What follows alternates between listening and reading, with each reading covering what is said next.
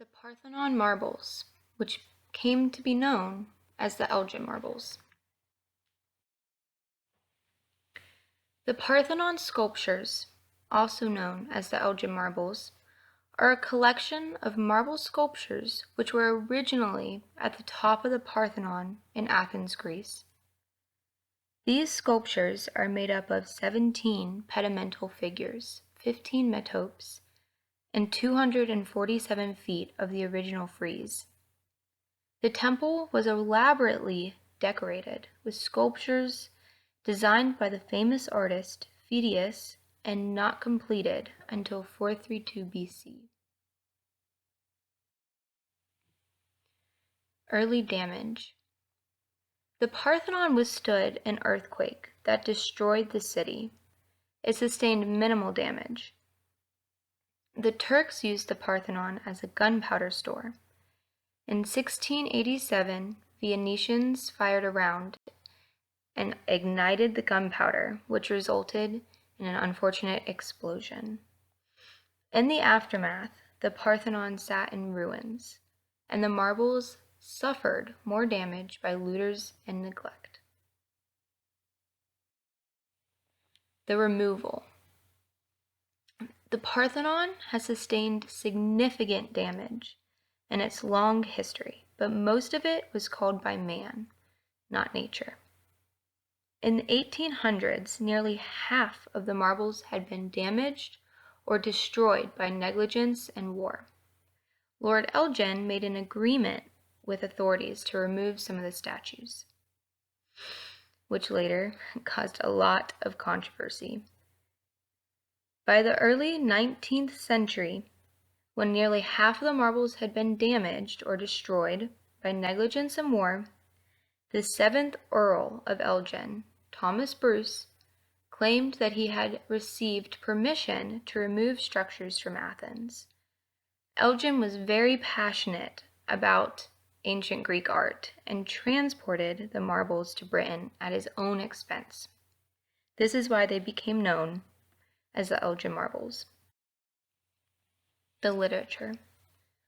Lord Byron famously condemned the act in his poem, The Curse of Minerva.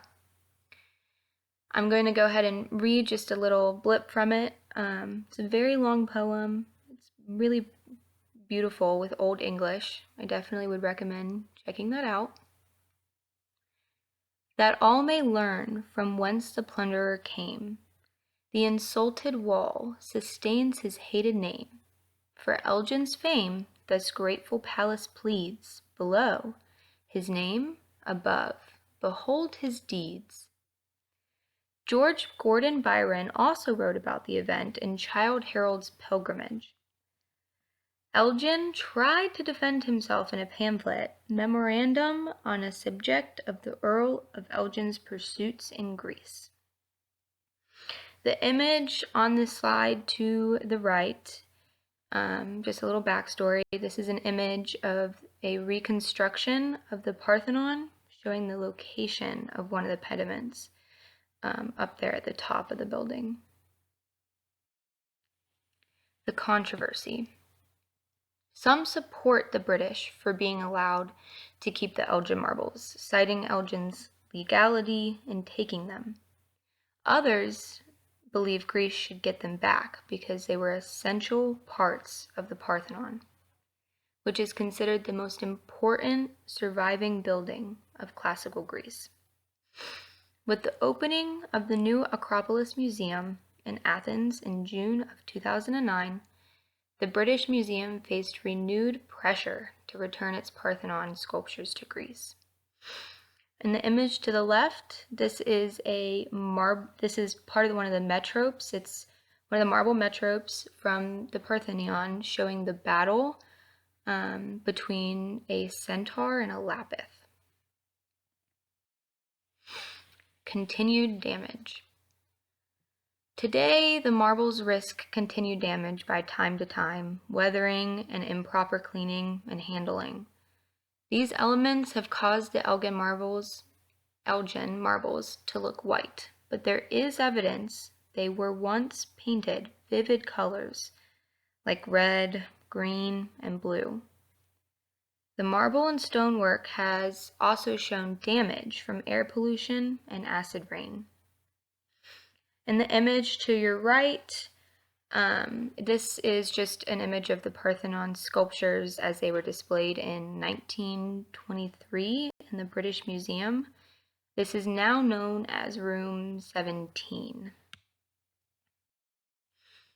Today, most of the sculptures are equally divided between Athens and London, but some pieces can be seen in the Louvre, and Vatican museums. The Elgin marbles can be seen in the British Museum for no charge. The marbles have inspired artists for centuries, including the French sculptor Rodin, who thought of Phidias as an artistic mentor.